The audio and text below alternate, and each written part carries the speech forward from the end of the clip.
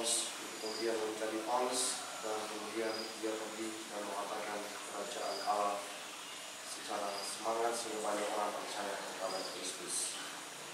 Semoga kita juga menjadi seperti Paulus yang oleh pengalaman-pengalaman kita digunakan oleh Tuhan untuk mencari sarana pewartaan bagi sesama yang kita jumpai. Dan supaya pelayanan ini layak di hadapan Tuhan, marilah kita mohon ampun atas kelemahan dan keterbatasan kita. Tuhan Yesus Kristus, Engkau diutus untuk menyembuhkan orang yang gemuk dalam hatinya. Tuhan, kasihanilah kami. Engkau datang untuk memanggil orang yang berdosa. Kristus, kasihanilah kami. Engkau duduk di sebelah kanan Bapa sebagai pengantara kami. Tuhan, kasihanilah kami. Semoga Allah yang Maha Kuasa mengasihani kita, mengampuni dosa kita, dan menghantar kita ke hidup yang kekal. Marilah berdoa. Allah Bapa Maha Penyayang, sungguh mengagumkan pergaulan dengan manusia. Orang berdosa bertobat dan para pembangkang mereda. Maka kami bersyukur atas semuanya itu dan sambil memohon kepadamu. Semoga kami tetap setia bergaul dengan Engkau.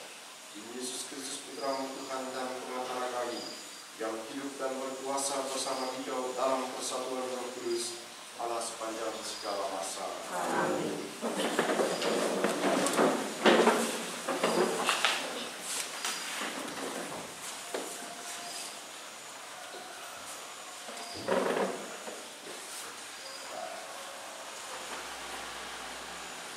Bacaan dari Kisah Para Rasul.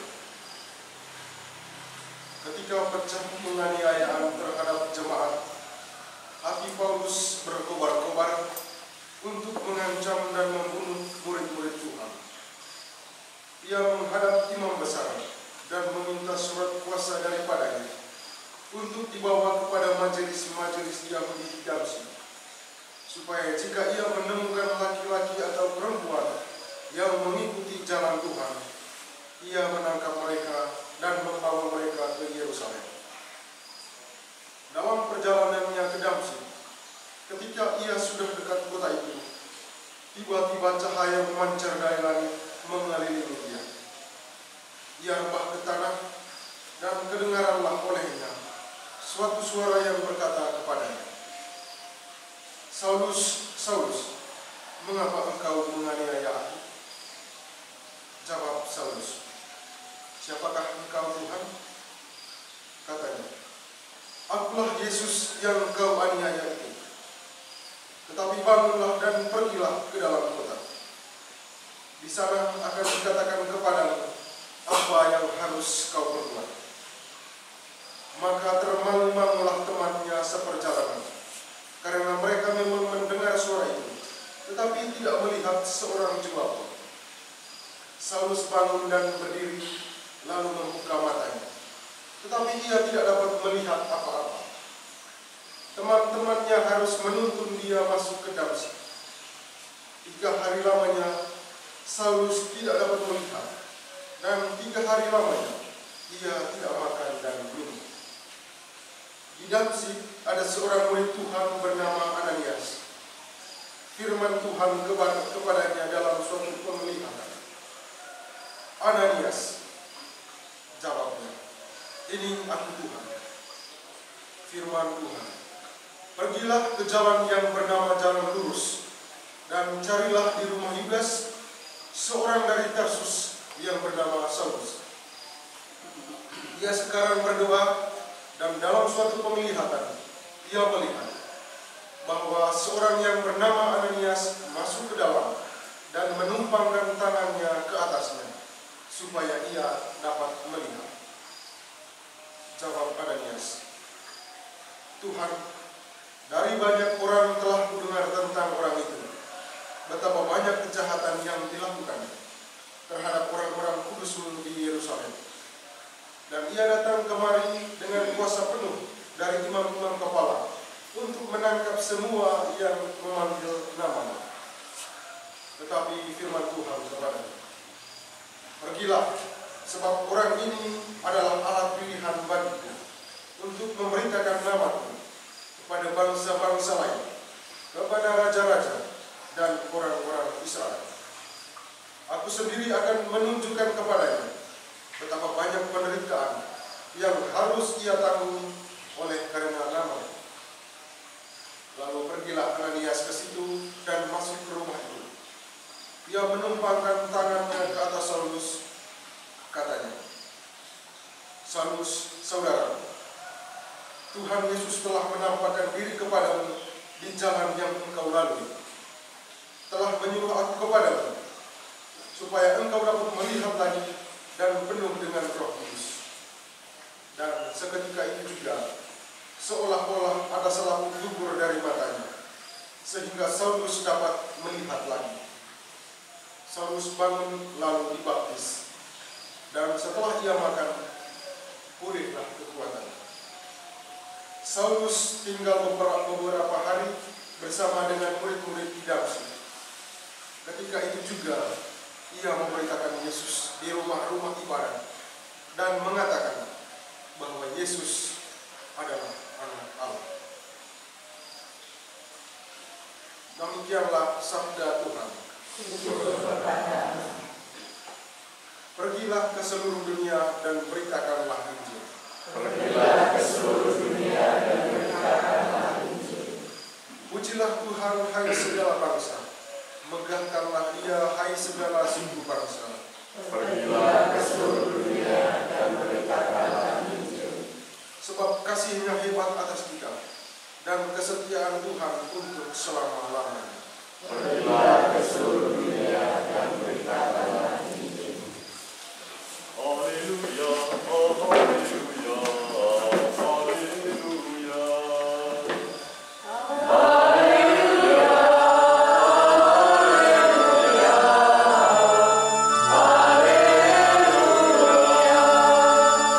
Barang siapa makan dagingku dan minum darahku, ia tinggal di dalam aku dan aku dalam dia, sabda Tuhan.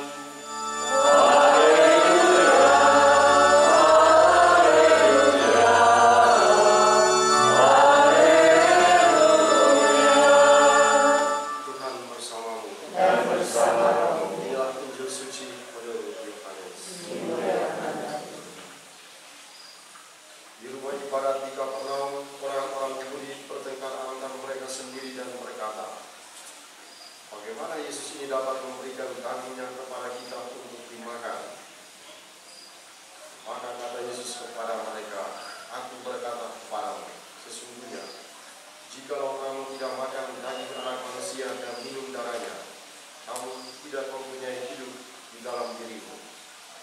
Barang siapa makan dagingku dan minum darahku, ia mempunyai hidup yang kekal, dan aku akan membangkitkan dia pada akhir zaman. Sebab dagingku adalah benar-benar makanan, dan darahku adalah benar-benar minuman. Barang siapa makan dagingku dan minum darahku, ia tinggal di dalam aku, dan aku di dalam dia. Sama seperti Bapa yang hidup mengutus aku, dan aku hidup oleh Bapa.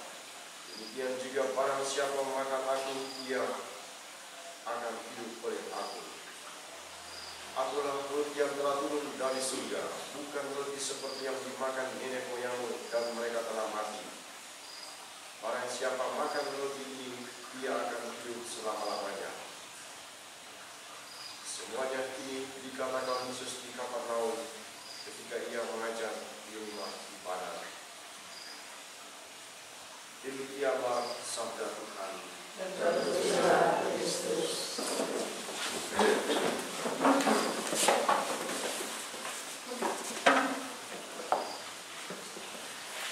Para saudaraku yang terkasih dalam Tuhan kita Yesus Kristus, hari ini kita mendengarkan kisah penganiayaan, lalu kemudian melanjutkan dengan penyembuhan, dan setelah penyembuhan terjadi pertobatan di sana, lalu kemudian dilanjutkan dengan pewartaan Injil dan dilakukan oleh Paulus. Kisah Paulus yang kita dengarkan pada pagi hari ini menjadi sesuatu yang sangat inspiratif bagi kita sekalian. Pertama, kita merenungkan bagaimana manusia. Yang kedua, cara Tuhan menyembuhkan umat manusia. Dan yang ketiga adalah cara Tuhan memilih dan menetapkan orang-orang untuk menjadi alat pilihannya. Pertama, cara Tuhan menegur manusia. Saulus adalah orang yang kejam. Dia membunuh dan mengejar orang-orang yang disebut sebagai pengikut Kristus. Inilah kekejaman yang dilakukan oleh Saulus yang kemudian berubah dan menjadi Paulus. Tuhan tidak mau membiarkan kekejaman itu. Tuhan tidak mau membiarkan kejahatan itu tetap terjadi. Oleh karena itu dia datang dan melalui caranya dia menegur Paulus. Matanya menjadi kabur dan tidak bisa melihat apa-apa. Dia yang perkasa itu kemudian menjadi lemah oleh karena kebutaan itu. Itulah cara Tuhan menegur manusia. Lewat pengalaman sakit inilah kemudian muncul yang kedua, kisah penyembuhan. Dia menyembuhkan Saulus dan menempatkan orang-orang yang berada di sana. Ananias, Yudas, mereka ada di sana adalah orang-orang yang dipakai oleh Tuhan untuk mempertobatkan Paulus menjadi sarana keselamatan. Dia tinggal di sana dan kemudian oleh Ananias dia mendapatkan rahmat kesembuhan itu. Tuhan memakai Ananias hadir di sana untuk kemudian menjadi sarana penyembuh bagi Paulus atau Saulus itu. Dan yang ketiga kemudian Saulus melihat bahwa inilah pekerjaan dari Tuhan, dan apa yang disadari oleh Saulus itulah yang kemudian menghantarkan dia untuk menjadi seorang pengabar Injil yang sangat istimewa. Dia mengabarkan Injil. Segera sesudah dia mengalami kesembuhan itu, dia dikatakan di akhir bacaan pertama tadi, dia tinggal beberapa hari bersama-sama dengan murid-murid di Tarsus, dan dia kemudian memberitakan Yesus di rumah-rumah ibadat dan mengatakan bahwa Yesus adalah anak Allah. Dia berani mengatakan itu karena dia punya pengalaman bersama dengan Tuhan dan bisa menyembuhkan itu dari orang jahat kemudian berubah menjadi orang hebat yang disebut sebagai pewarta Injil. Disinilah kita kemudian diajak untuk merenungkan bahwa inilah cara Tuhan menegur manusia, inilah cara Tuhan mendekati manusia, dan inilah cara Tuhan memilih dan menetapkan orang-orang pilihannya. Kita semua menyadari diri kita masing-masing, mungkin juga kita seperti Saulus, kita juga tidak ada apa-apanya, kita mungkin tidak sebaik orang-orang yang ada di sekitar kita, tetapi toh Tuhan kemudian memilih dan memanggil kita. Ada orang yang mungkin jauh lebih hebat dari kita, ada orang yang mungkin jauh lebih suci dari kita, tapi Tuhan tidak memilih mereka. Tapi Tuhan memilih kita untuk menjadi alat pilihannya. Itulah cara Tuhan yang sangat misteri, yang kita semua tidak memahaminya secara pasti. Karena menurut pandangan kita mungkin tidak ada apa-apanya. Menurut pandangan orang lain, orang itu mungkin jauh lebih hebat dari kita. Tapi pada akhirnya Tuhan memilih dan menetapkan orang-orang yang mungkin jahat. Tuhan memilih orang-orang yang mungkin preman. Tuhan memilih orang-orang yang mungkin tidak terlalu tulus untuk menjadi alat pilihannya. Di akhir bacaan ini juga dikatakan bahwa Tuhan sendiri yang mengatakan dia yang akan memilih dan mengangkat Saulus untuk menjadi alat pilihannya. Tapi dikatakan, tetapi firman Tuhan kepadanya, pergilah, sebab orang ini adalah alat pilihan bagiku untuk memberitakan namaku kepada bangsa-bangsa lain, kepada raja-raja dan orang-orang Israel. Lalu kita kemudian bertanya, kenapa Tuhan juga harus memilih Saulus? Padahal Saulus adalah pembunuh, Saulus adalah penjahat. Ini sebuah pertanyaan yang sangat misterius karena ada sesuatu yang tidak masuk akal bagi kita sekalian. Orang yang mencari pengkhianat, orang yang membunuh Tuhan, kemudian Tuhan sendiri memilih dia untuk menjadi alat pilihannya. Jawaban sederhananya adalah tentu Tuhan lebih tahu kedalaman hati umat manusia. Tuhan lebih tahu siapa diri kita masing-masing, dan Tuhan juga tahu masa depan kita. maka apa yang menjadi pertanyaan, apa yang menjadi keraguan kita akan terjawab oleh apa yang dilakukan oleh orang-orang yang menjadi alat pilihan Tuhan. Tuhan mengetahui kedalaman hati kita masing-masing. Dia tahu siapa kita, Dia tahu masa depan kita, Dia tahu apa yang akan kita kerjakan. Maka orang-orang yang mungkin menurut pandangan manusia yang jahat, tidak ada apa-apanya, mereka kemudian menjadi orang yang hebat. Hal ini ditunjukkan lewat pengalaman orang-orang tulus. Banyak orang-orang tulus dikatakan mereka bukan orang hebat, bahkan mereka orang-orang nakal, mereka orang-orang jahat, dan kemudian mereka dipilih Tuhan untuk menjadi alat pilihan mereka. Melalui pewartaan mereka, banyak orang kemudian terselamatkan, dan melalui cara hidup mereka, pada akhir hidup mereka, kemudian mereka disebut sebagai orang tulus. Kita lihat saja seorang tulus, Santo Yohanes Maria Vianney. Dia adalah pastor yang bodoh menurut pandangan teman-temannya, karena memang dia adalah siswa seminaris yang paling bodoh pada waktu itu. Tetapi kemudian dia menjadi pastor yang paling hebat. Itulah cara Tuhan memakai orang-orang untuk menjadi alat pilihan. Semoga menjadi inspirasi bagi kita sekalian. Karena kita disebut orang tidak hebat, sehingga kita menjadi tidak percaya diri. Hal ini kita disadarkan. Paulus yang adalah orang jahat, Paulus yang adalah pembunuh dan pengkhianat, dia kemudian dipilih oleh Tuhan. Doa kita sekalian, semoga sabda Tuhan hari ini menjadi inspirasi bagi kita sekalian. Percayalah, Tuhan yang lebih tahu siapa diri kita, bukan tetangga kita, bukan sahabat-sahabat kita. Yang lebih tahu diri kita, yang lebih tahu masa depan kita adalah Tuhan. Cara hanya satu, serahkan diri kepada Tuhan, biarkan Tuhan bekerja dalam diri kita dan pengalaman kita masing-masing, dan biarkan Tuhan yang menentukan masa depan kita, bukan orang-orang yang ada di sekitar kita. Berkat Tuhan menolong dan memberkati kita semua.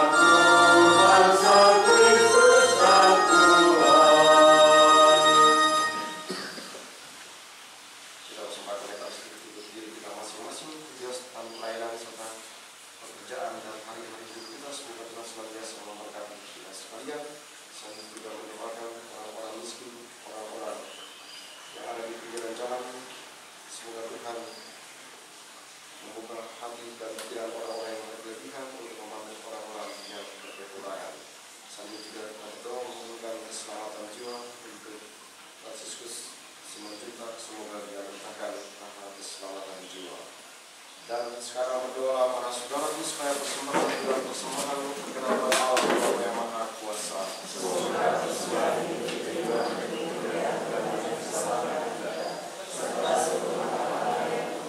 Allah Bapa Maha Kudus, perkenanlah memberkati roti dan anggur ini, dan semoga kami selalu penuh rasa syukur atas segala karya Yesus Putra-Mu terhadap kami, sebab Dialah Tuhan dan pengantara kami. Amin. Tuhan bersama-Mu. Marilah mengarahkan hati kepada Tuhan. Marilah bersyukur kepada Tuhan Allah kita.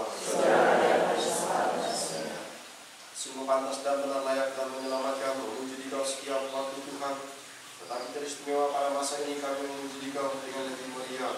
Sebab Kristus pasca kami sudah dikurbankan. Dia tak henti-hentinya mempersembahkan diri bagi kami, dan untuk selamanya menjadi pembela kami di hadirat-Mu. Sebab setelah dikurbankan, dia tidak wafat lagi. Setelah dibunuh, dia hidup untuk selamanya. Maka dari itu dalam sukacita Paskah yang menimpa seluruh dunia di atas muka bumi bersorak-sorai. Demikian juga kekuatan surga serta para malaikat mengumandangkan ada kemuliaan bagi-Mu dengan tak henti-hentinya berseru.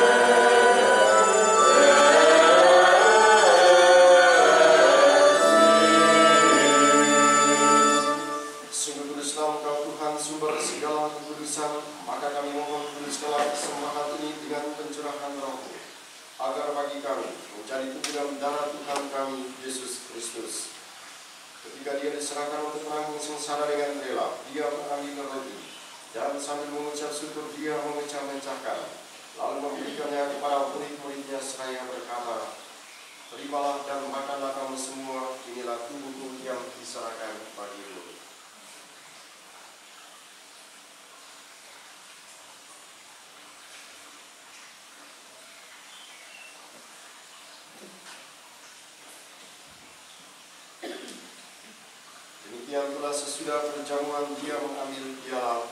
Sekali lagi dia mengucap syukur kepada-Mu, memberikannya kepada murid-muridnya seraya berkata, terimalah dan minumlah kamu semua, inilah piala darah-Ku, darah perjanjian baru dan kekal, yang ditumpahkan bagi-Mu dan bagi semua orang demi pengampunan dosa.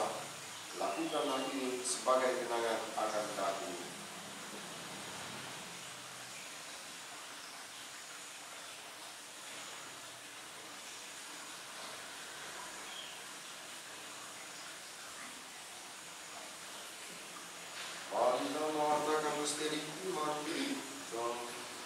Setiap kali kami makan roti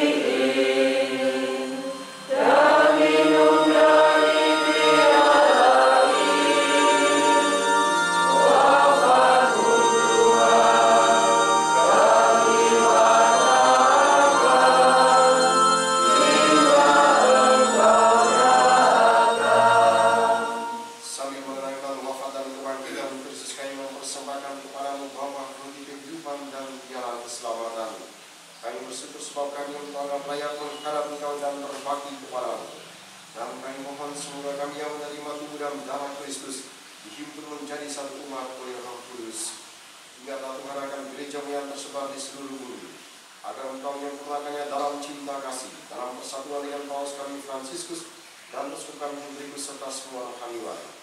Ingatlah juga akan saudara-saudari kami yang telah meninggal dengan harapan akan bangkit, dan akan semua orang yang telah berpulang dalam kerahiman-Mu, istimewa Papa Frans. Terimalah mereka dalam cahaya wajah-Mu.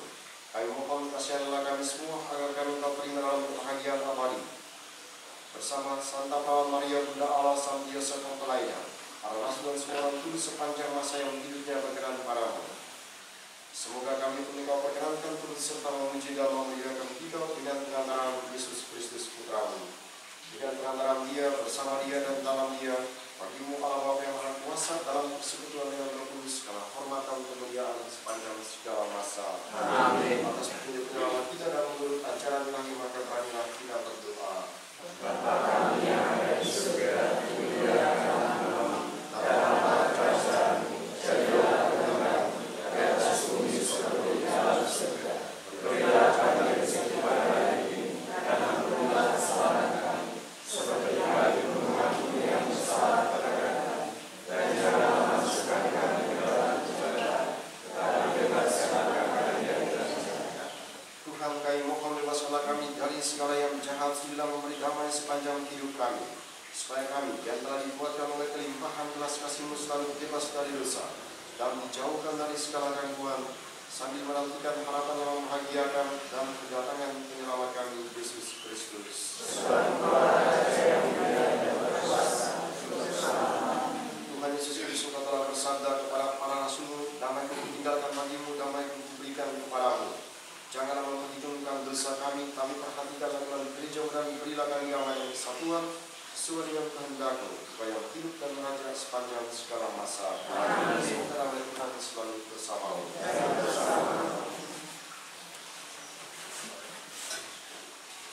Anak domba Allah.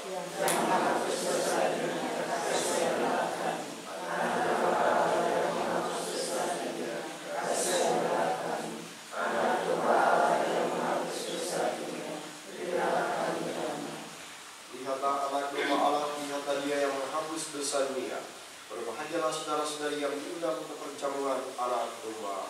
Ya Tuhan, saya tidak pantas menerima saya, tapi bersabda saja maka saya akan sembuh.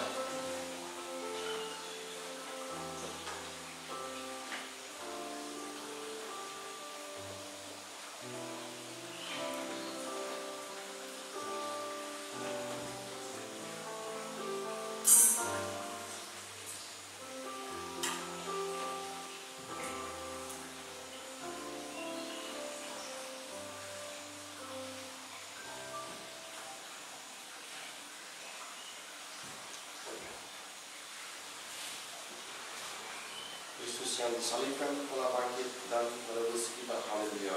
Marilah berdoa. Allah Bapa kami kasih, kami bersyukur atas letih dan anggur, atas Yesus antaman hidup kami. Tetapi kami masih mohon kepadamu semoga kami tetap rukun, bersahabat dengan sesama, dan bersahabat dengan beliau. Berkat Yesus Putramu Tuhan dan pengantara kami. Tuhan bersamamu. Semoga sekalian diberkati oleh Allah yang Maha